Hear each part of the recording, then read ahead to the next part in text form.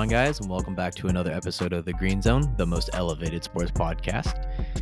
If you guys like what we got going on here, please like, subscribe, hit that notification bell. Be a friend, tell a friend, share it with someone, pass it along to them, and drop something in the comment. Give us some ideas of what you guys want us to talk about in the future, or if you guys liked what we're talking about here, let us know down there. We'd love to hear what you guys think. Now, let's get into the episode. Welcome back. We're out here talking the Bengals today. We are large and in charge. A little bit of a different setting, not than my normal recording studio. I got joining me once again for the Bengals talk, our resident Raiders believer, unfortunately. You're The boy Mike. hilarious. You're Mike, hilarious. How you doing, bud? How you doing? Chilling, bro. Yeah. Keep sleeping. Keep sleeping. Nigga. At some point, bro, you're going to eat your words. You're right. At some point. 5 years from now, when the Raiders decide they're finally going to make, tear down what they need and rebuild, you're right. I may eat my words. But this year, ain't Hey, bro. Look, man. I'll send you a nice picture of me with a new Lombardi trophy in Vegas when I get there, okay? I promise. This year? I promise. This year? Not this year. Not this year. No. I'm not going. Not this year. But it will happen. It will happen. I believe while AP is the coach. All I'm simply talking about is this year. That's all I'm talking about. I mean, hey, this year honestly it really can go either way. It genuinely can go either. It can. I mean, there are a lot of questions offensively. Yeah. Glaringly obvious. And they could be absolute dog shit. I mean, on paper, the quarterback situation does not look good at all. We know this. Yeah. Well, however, like I said, the element of surprise is real. We've been in. I fucking know. We've been over this with the Raiders. We've been off them. We've been over them. We know it. We know it. It's the same shit, different day. But we talk just like fantasy football, bro. Somebody could randomly go off for fucking 50 points. You never know. You're tripping. Anyways. We're talking Bengals today. We're talking Bengals. Bengals they're struggling. They've had a tough. Joe Burrows was hurt last year, walking out of the season. We walked into the season with some sort of calf injury. They were worried about playing him, and then sat him down for a bit. Came back, hurt his hand, was out for the rest of the season. They ended up going like 9-8, or 8-9, which is pretty solid. Didn't get anywhere. Didn't get to the playoffs. Drafted, they're kind of mid-round. I think they were drafting 18 overall. They ended up taking, I think, Amari Mims out of Georgia, offensive tackle. It seems like they're definitely had a big focus in the offseason trying to make sure they shore up that offensive line to protect Joe Burrow, even though they went old as hell. I mean, Orlando Brown Jr., freaking Trent Brown, Alex Kappa. But they did draft, like I said.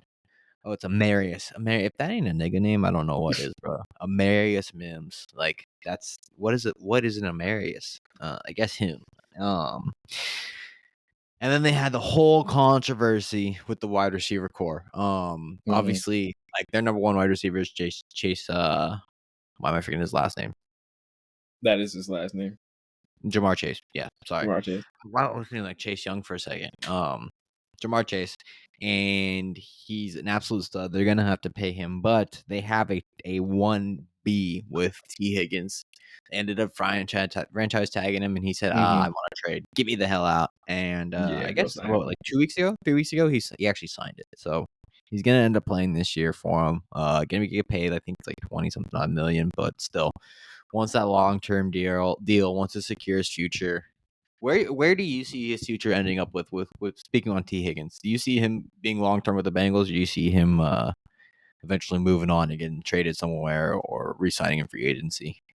Probably signing somewhere in free agency, to be honest, for a good contract. Something that he actually wants. Because, I mean, when you don't want to be franchise tagged and then you get franchise tagged, and it's like, bro, this is their job. You know what I mean? They need a job this year. So he's like, well, fuck me. Yeah. Gotta sign it. So, yeah, he's pissed. Most likely.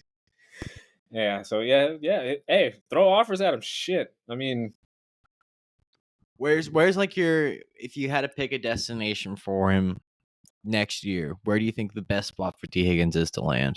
I'm thinking cross division on some petty shit for one. On to the your division? Ravens. No, Oh. to the Ravens. Possibly. I mean, Zay Flowers is shaping up to be a real nice one, but he's on a rookie contract for another couple years. Yeah, but So that's gonna be a Bengals situation at the same time where he wants to be the one, you know what I mean? he Zay would could end up be. being the 2. Yeah, Zay's young, man, like, that was just his rookie year last year, right? Mm-hmm. So, like, he has all the time in the world to develop and become even better, so he could break out even crazier this year. Right. Uh, But you could also see like a similar situation like with Philadelphia. You know how when AJ Brown stepped in and essentially became the 1A, but Devontae Smith is good enough to be a 1A somewhere else. yeah, but the thing is, like, Devontae clearly is the worst receiver in that combo, that duo, you know what I mean? He's clearly not the better of the 2. They played completely differently. So it's I know, but if you look at if you look at like plays, usage production, percentage. yeah, production, what they're able to do, the targets, the routes, like AJ Brown, you can pretty much throw any route to. Where Devontae, he has a very specific. He's not going to be able to hit you everywhere. He's not going to be able to take a hit over the middle. That fool's Yeah, built. he's He's a scrawny. bust. Just a little bit of a different type of receiver. Where if you're comparing Zay Flowers to T Higgins, it's almost. I think T Higgins is like taller, but it's almost similar production, T. similar play Higgins is style. tall as fuck. I think he's like Yeah, what six yeah. five or some shit, bro. Big as I don't shit. know if Like he's that tall, but he's tall as shit. 6'4". Yeah, yeah, he has to be pretty up there. Like I could actually, he where I could actually see him signing and being like a good pick is like the that's Bucks. just the Bucks. Yes. Yeah, the Bucks. I feel like would be like the perfect spot for him. Mm-hmm. He could be the one. Obviously, like Mike Evans is great, but he could be surely satisfied as a 2 in an offense where they're still dominating. He'll likely get more looks playing as a 2 than he would as like being the primary focus of the offense.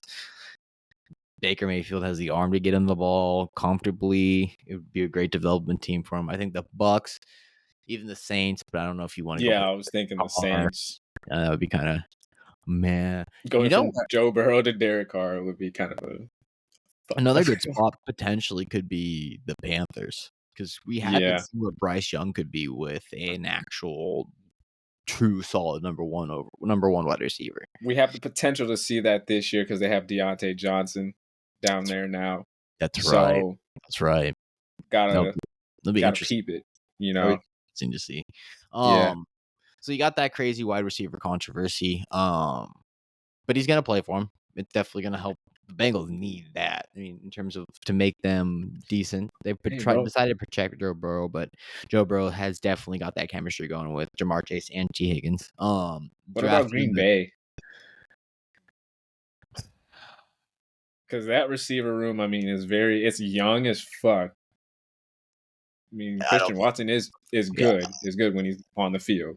yeah, Romeo Dobbs. Like, I think they likely could be both 1A, 1B talents too. You know what I mean? I don't know if that's Mm-hmm. a spot for him, but you wouldn't be paying them. But they're gonna by the time this season's over, they're gonna be close to getting paid. They're getting into this is their third year, fourth year, Third, I think. third year. So that would be fourth year next year. So they're gonna have to get paid after that year, or maybe go after this season. Yeah, I mean, it depends on how they all play. Yeah, yeah. They used to have CJ Uzama as tight end. Who's their tight end now? Mike Gesicki. Oh, from the Dolphins, or he was with the Patriots last year.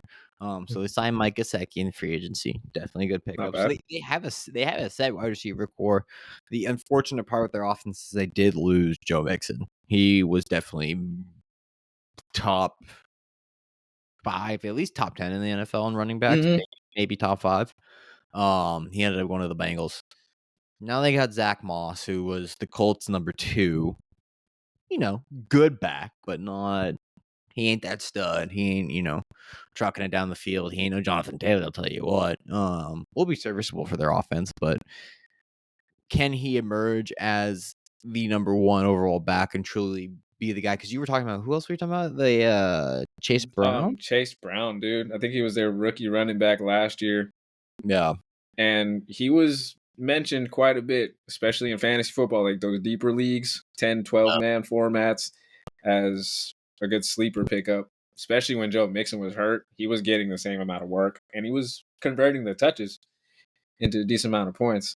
So just being able to. I think, yeah, they're not necessarily tripping No. because they know they have a talented back in Chase Brown. Yeah. So it's going to be a healthy competition for Definitely. training camp in that room. And looking at their schedule too, I mean, they don't have they got some gaps in that schedule. They play. I haven't seen it. They play the Patriots. They play the Patriots first game of the year. I think that's a great way to wake up and walk into a game you should be able to win. Then you go back, then you go and you play the Chiefs. Okay, tough. Then your Commanders and Panthers back to back.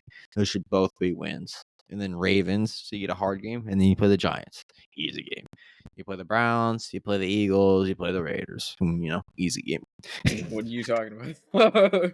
With the top ranked defense, it's not going to be an easy game at all. They have the number one overall defense in the league. If you scroll through the Bengals games real quick, give me your thoughts on where you think they're gonna what their record is. You don't have to go game by game, but just kind of count them up in your head, wins. See how many wins they got because it's stacked. 10 games, okay. I mean that's a fair win.